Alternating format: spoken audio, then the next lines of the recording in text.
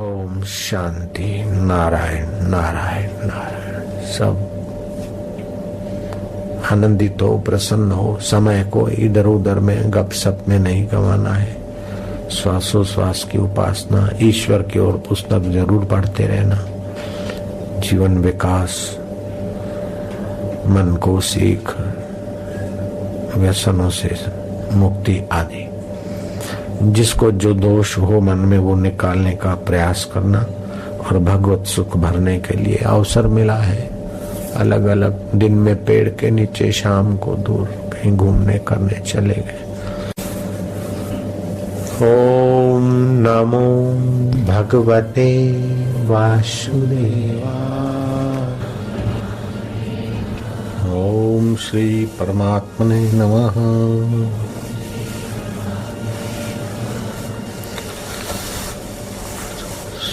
जीव मात्र सुख स्वरूप ईश्वर की सत्ता में से स्फुरित हुआ। जैसे समुद्र से तरंग, ऐसे ही सच्चिदानंद परमात्मा से ये जीवात्मा,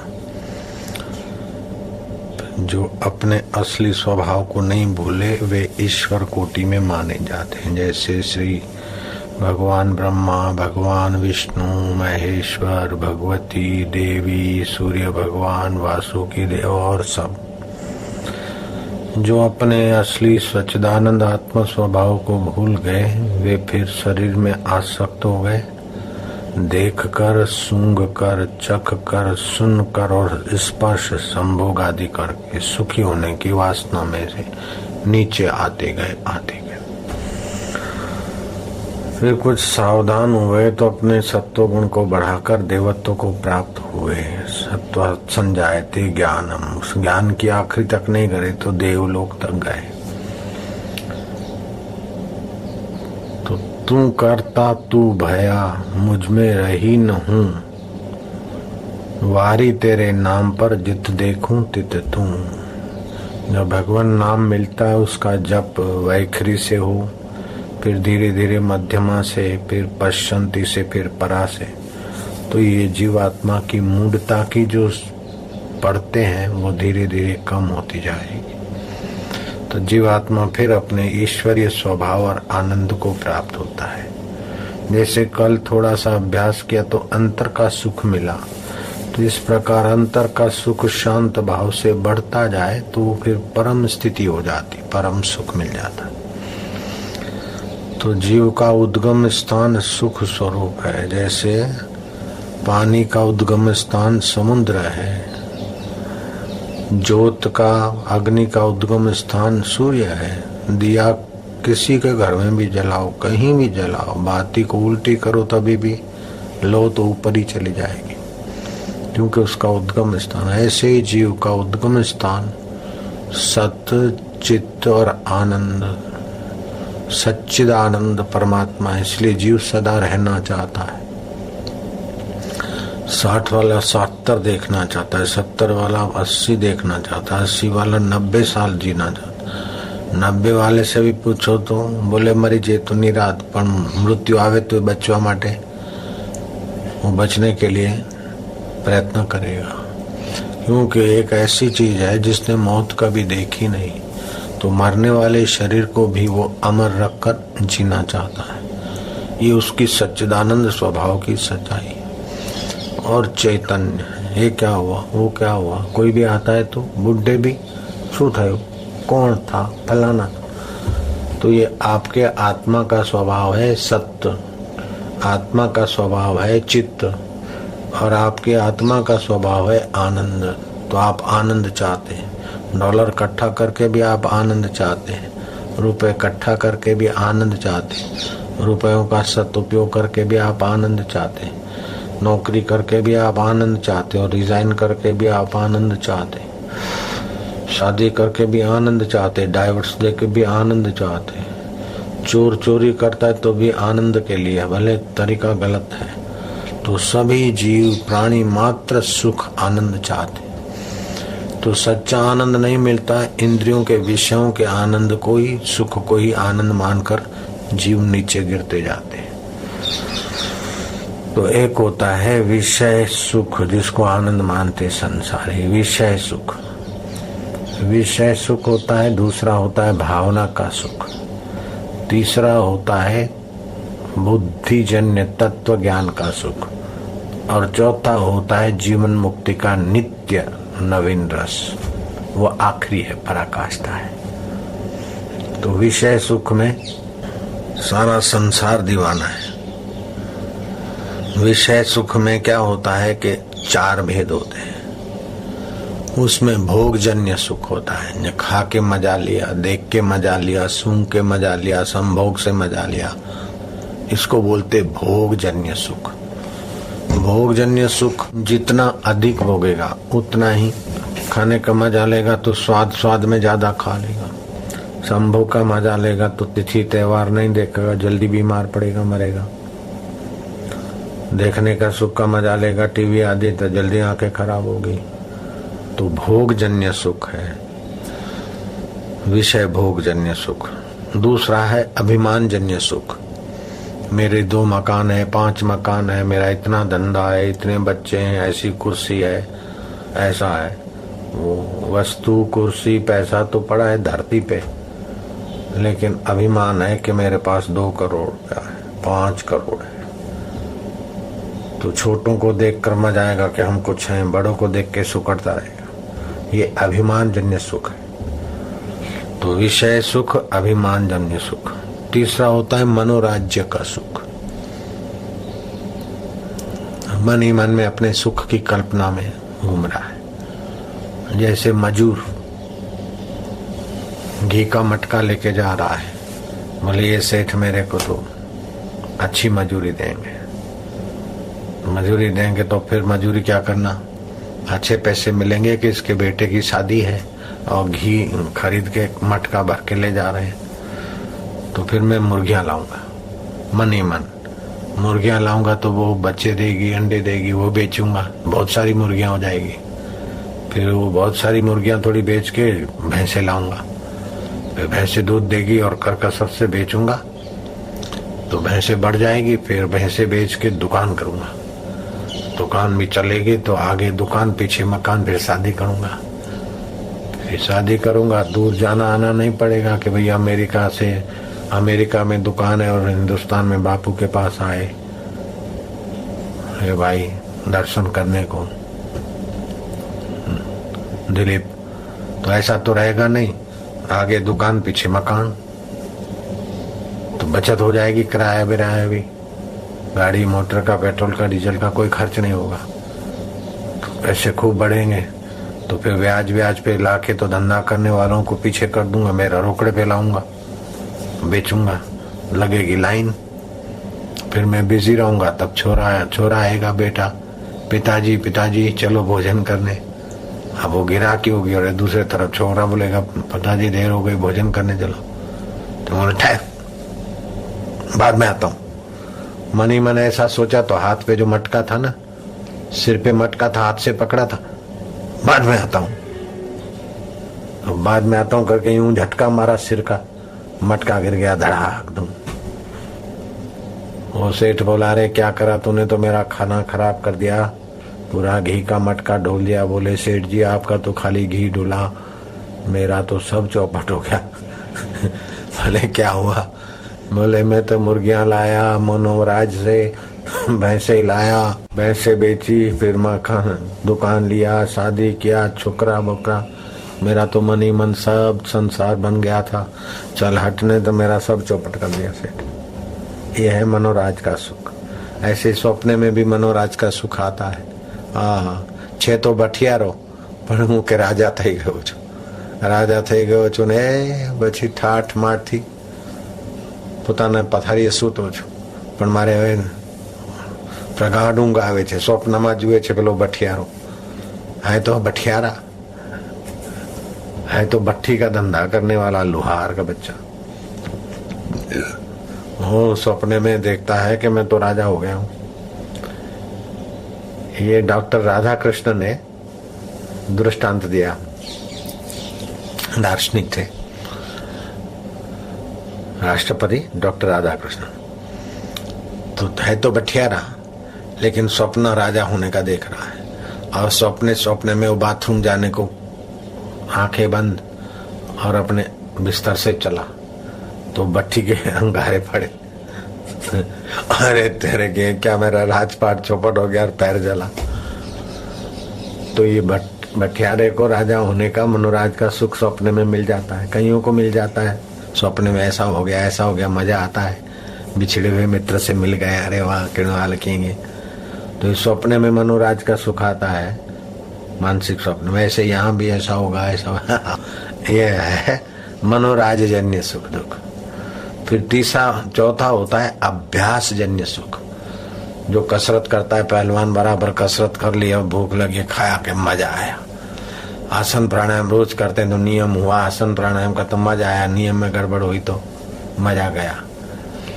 तो जैसा अभ्यास जैसा है पढ़ने का, पढ़ाने का, ये वो तो मजा आई, पढ़ी न थी तो जरा मजा ओછી થઈ गई। तो ये अभ्यास जन्य सुख है। तो इन 4 सुखों में संसारी लोग बेचारे खप जाते हैं। कोई अभ्यास जन्य सुख में, मतलब क्रिकेट वाले को क्रिकेट देखने का, करने वाले को करने का, भाषण करने वाले को भाषण करने का, भाषण सुनने वाले को सुनने का मजा, ये सब अभ्यास जन्य सुख है। तो मनोराज्य जन्य सुख, अभिमान जन्य सुख और विषय विकार जन्य सुख, ये 4 प्रकार के सुखों में जीवात्मा फंसे हैं, बंधे हैं। जैसे कोयल को अभ्यास है, कहूं किया, मजा आया, बस पूरा हो गया। कोयल को पता नहीं कि टुंकार कौन सी सत्ता से आती। संचालक है तो संचालन का अभ्यास हो गया, नर्मदा किनारे जाने का, रखड़ू होने का अभ्यास हो गया। तो बस मैं नर्मदा किनारे जाऊं, मैं इधर जाऊं, मैं उधर जाऊं। तो ये अभ्यास जन्य सुख में मन हावी हो जाता है और रखड़े आदमी हो जाते हैं। किसी को वाहवाही सुनने का अभ्यास होता है तो बस वाहवाही के लिए ही अपना भाषण करते रहते हैं, इधर से उधर, विमोचन, उद्घाटन, ये अभ्यास जन्य सुख है। किसी को कोई सुख, कोई हाल मस्त, कोई माल मस्त, कोई तूती मैना सुए में, देख पोपट कितना बढ़िया है, खाया पिया ठीक ठाक रहा, मजा आया। लेकिन ये मजा आया, असली आत्मा परमात्मा का मजा खोजने पर तो पर्दा पड़ गया भाई, सुनाई पड़ता है। कोई हाल मस्त, कोई माल मस्त, माल पानी मिल गया, पैसे रोका, अब आराम से भजन करेंगे। भजन आराम से क्या करेगा, आराम के पैसे तो तमस होगा, सोएगा, खाएगा, दूसरे जन्म में बनेगा बैल या भैंसा बनेगा। शारीरिक सुविधा वाला, आराम वाला कोई भजन होता है? भजन तो अंतरात्मा का सुख जगाने के लिए तितिक्षा से होता है। पैसे बैंक में जमा है, 1-2 नौकर रख लिया, आराम से अपना भजन करते हैं। ये आराम से भजन नहीं हुआ, शरीर का आराम मिला, आत्मा का आराम नहीं मिलेगा। आत्मा का आराम तो गुरु के द्वारा गढ़ाई हो, साधन हो, तब मिलेगा। नहीं तो राजा महाराजा आराम से भजन करते, क्यों जख मारे गुरु के द्वार गए, भिक्षा मांगने जाते, अभ्यास करते। अनेक जन्म का ये अनेक जन्म का विषय विकारों का आदत है, तो उसको हटाना है और आत्मा सुख को बढ़ाना है। तो उसके लिए भगवत आश्रय चाहिए, गुरु की कृपा चाहिए और अपना पुरुषार्थ चाहिए। गुरु की कृपा और भगवत आश्रय तो है, अपनी कृपा अपना पुरुषार्थ नहीं करा तो किसान, पानी भी है, વરસાદ છે, સૂર્યના કિરણો છે, પણ શું ઉપજે? વાંધો આવે ભારે, કઈ ના ઉપજે। પણ પોતે પુરુષાર્થ કરે, વરસાદનો ઉપયોગ કરે, बरसात का उपयोग करे, सूर्य के किरणों का उपयोग करे।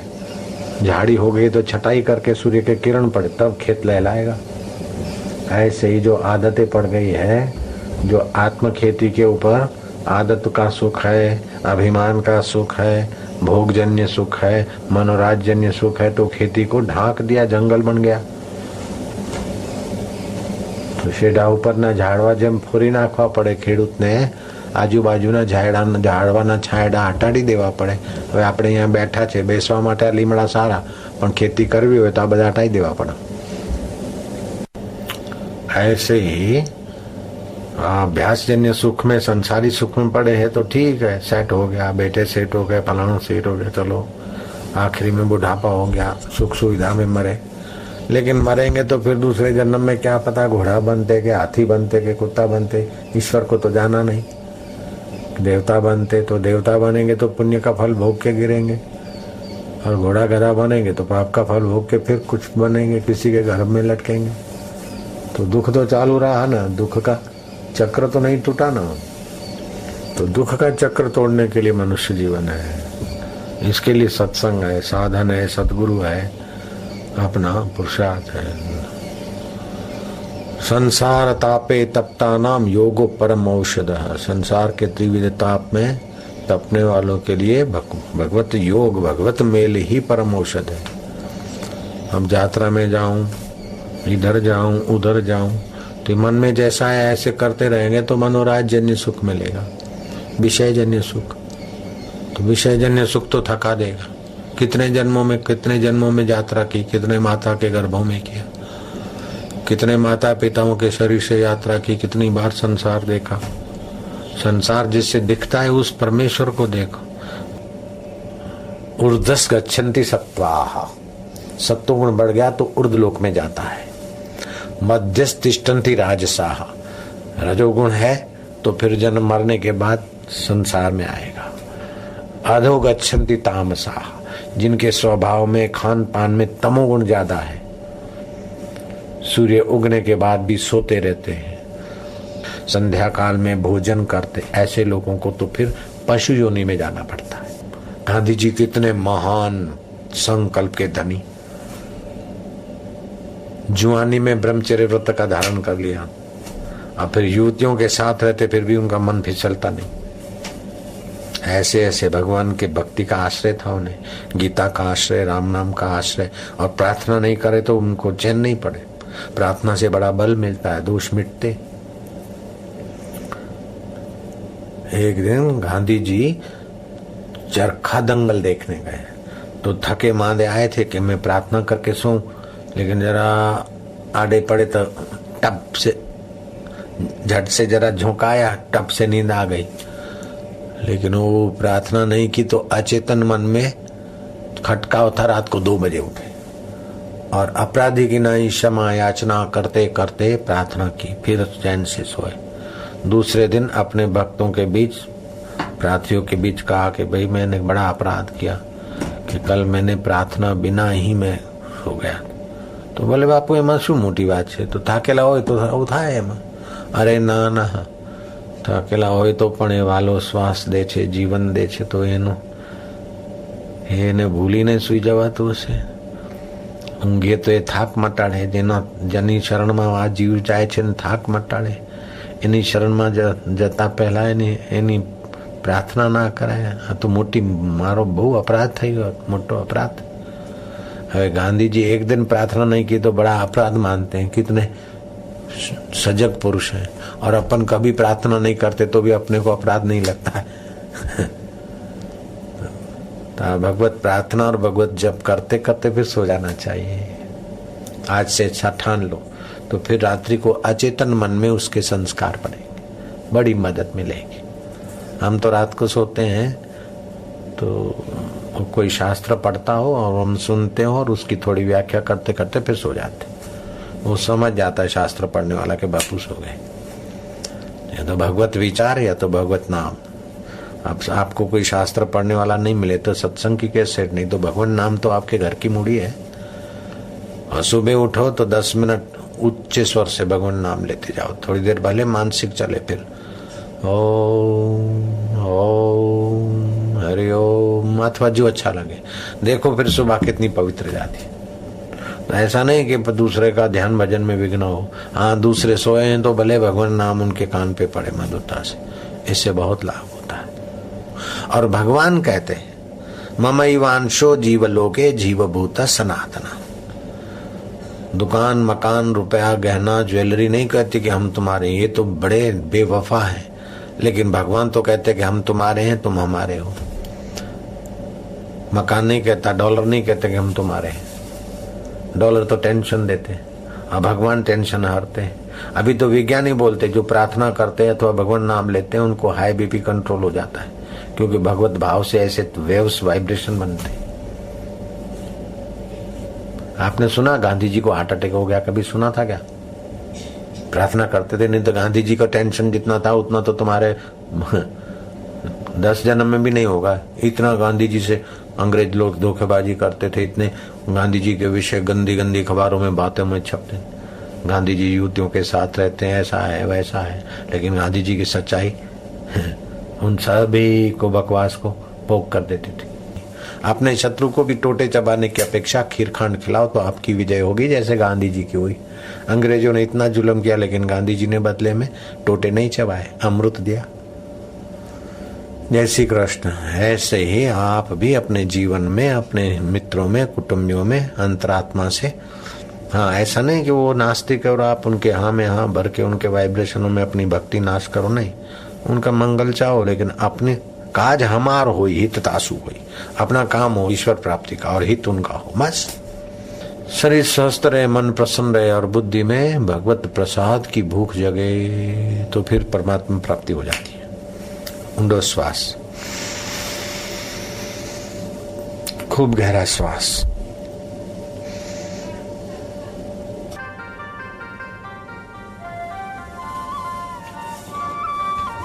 मधुर शांति, परमेश्वरी शांति, गहरी शांति। ओम शांति। खोते जा, परमात्मा का होते जाओ। दीनता हीनता को हरने में सक्षम है। कोई हमारा दुख मिटा दे तो हम निर्दुख हो जाते हैं, कोई हमारा पाप मिटा दे तो हम निष्पाप हो जाते हैं, लेकिन हमारा कोई पाप चुरा ले तो हम निष्पाप तो होते हैं, लेकिन पाप चुरा लिया तो हम एहसानमंद नहीं रहते, क्योंकि पता ही नहीं चला। तो दुख और पाप को चुरा लेने वाला भगवान नाम है हरि। ऐसे ही ओम नमो भगवते वासुदेवाय जो नाम है वो भोग और मोक्ष देने में सक्षम है। ओम माना वह परब्रह्म परमात्मा जिसकी सत्ता से उत्पत्ति स्थिति प्रलय भ्रुकुटी विलास सृष्टि लय हो जाता है। नमो उसे हम नमन करते हैं, उसकी हम शरण हैं, उसमय हो रहे हैं। ओम नमो भगवते जो भगवान है आदि नारायण का साकार रूप भी और भरण पोषण की सत्ता स्फूर्ति सबको देने वाला, अंदर बाहर व्याप्त वासुदेव है जो सब में बसा है और मेरा अंतरात्मा होके बैठा है। हम उसकी सत्ता में स्फूर्ति में पूर्ण निष्फिकर निर्द्वंद और निरामय पद के साथ एकाकार हो रहे हैं। ये मंत्र योग और क्षेम का वहन भी करता है। जिन वस्तुओं का आवश्यकता है उसका मिलाप करा देता है और जिनकी सुरक्षा उचित है वैसे सद्गुणों की सुरक्षा कराने में भी सक्षम है। ध्रुव को नारद जी ने नन्ना मुन्ना समझकर यही मंत्र दिया था कि जंगल में अकेला भी रहे तो इसके योग क्षेम की फिक्र ना रहे किसी को। तो अनुचित से सुरक्षा भी की इस मंत्र ने और देवताओं के प्रलोभन से भी बचाया और ईश्वर से योग भी करा दिया और ईश्वर से प्रश्न भी पूछवा दिए। ईश्वर से प्रार्थना भी करवा दी कि प्रभु जिसमें मेरा हित हो। तो भगवान ने कहा जा तुमने जिस भावना से जप किया है तो उस पिता की गद्दी, पिता की गोद तो ठीक, पिता की गोद तो खुली है, लेकिन पिता का शासन का तख्त भी तुम संभालोगे और अंत में तुम्हें संत मिलेंगे और मुझ परम पद को, मुझ आत्म पद को तुम पाओगे। दत्तात्रेय और वामदेव मिले उनको और ध्रुव को आखिरी में ब्रह्म ज्ञान भी हुआ। तो ये भगवत नाम मंत्र योग क्षेम की अर्थात आवश्यक परिस्थिति, आवश्यक वस्तु, आवश्यक सामग्री, आवश्यक सूझबूझ को देने वाला भी है और जो उचित है उसकी रक्षा करने वाला भी है। शरण जोग सुनी सरणी आयो कर कृपा प्रभ आप मिलायो। शरणी योग्य वो सच्चिदानंद मिट गए वैर भय सब, मिट गए वैर भय सब काज, अनंत नाम साध संग लीजे। तो जो अनंत का नाम और साधु के संग में लेते हैं तो अपना चित्त पावन होता है, योगक्षेम का मार्ग सब सफल होता है और जीवन में ईश्वरीय रस पाने की क्षमता बढ़ती है। इस संसार का रस 4 प्रकार का है। भोग का रस, अभिमान का रस, प्रमाद का रस और मनोराज का रस। ये जीव को गिराने वाला है। भावना का रस भगवत भाव का, ध्यान का रस एकाग्रता का और तत्व ज्ञान का रस ये जीव को मुक्त करने वाला है। तत्व ज्ञान वेदांत के शास्त्र पढ़ने, मनन करने और मनन करते करते उसमें तदाकार होने से तत्व ज्ञान होता है। तत्व ज्ञान मतलब आत्म साक्षात्कार। वह तत्व ज्ञान वैर, झेर, भय, परिच्छिन्नता, द्वेष आदि दोषों को दूर करने वाला होता है। ईश्वर की दूरी को मिटाने में सक्षम है तत्व ज्ञान। ईश्वर को या सुख को भविष्य में देखने की अविद्या हरने वाला है तत्व ज्ञान। मरने के बाद का वायदा नहीं, जीते जी सुख स्वरूप ईश्वर से एकाकार होने में है वेदांत का ज्ञान। तो उस वेदांत के ज्ञान को निधिध्यासन करने के लिए ध्यान बड़ा सहायक है। तो ध्यान में 4 बातें होती। एक होता है कि अनुचित विचारों को निकाल फेंकना। ये आत्मघाती विचार है, निगेटिव विचार, सत्यानाश करने वाले विचार है। तो अनुचित विचार निकालना, नकारात्मक विचार निकालना, द्वेष के विचार निकालना, किसी की निंदा के विचार करने की आदत निकालना। तो एक तो अनुचित हानिकारक विचारों से पिंड छुड़ाना। जिन विचारों से भय हो, घृणा हो, चिंता हो, विकार पैदा होता हो, उन विचारों को उठते ही जड़ से काट के फेंक देना। ये ध्यान में सावधानी। दूसरी बात, अच्छे विचार भरना, सुख के विचार भरने का, सफलता के विचार भरने के, सामर्थ्य के विचार। आपका अंतःकरण कल्प ध्रुव है, कल्प वृक्ष है। आप जैसे विचार करते हो वैसे ही रासायनिक परिवर्तन शरीर में होने लगता है। और उसी प्रकार के विचार आप अगर चोर चोर चोर और डाकू डाकू के विचार से भरे तो चोर, डाकू और जेब कतरे आपके तरफ आ ही जाएंगे। और आपके करोड़ों पातकों को नाश करने वाला अगर हम ब्रह्मास्मि का विचार भरते हो तो डाकू भी आपके आगे डाकू नहीं होंगे। डाकू ने घेर लिया था अखंडानंद को रात्रि के समय, तो घबराए और दूर से बोले कि हम तो फलाने पंडित जी के पौत्र हैं, अपने दादा का नाम लेकर। अरे तो पाए लागू पंडित जी, पाए लागू, इस अंधेरी रात में आप कैसे इधर आ गए? चलो हम आपको घर वापस छोड़ के आते।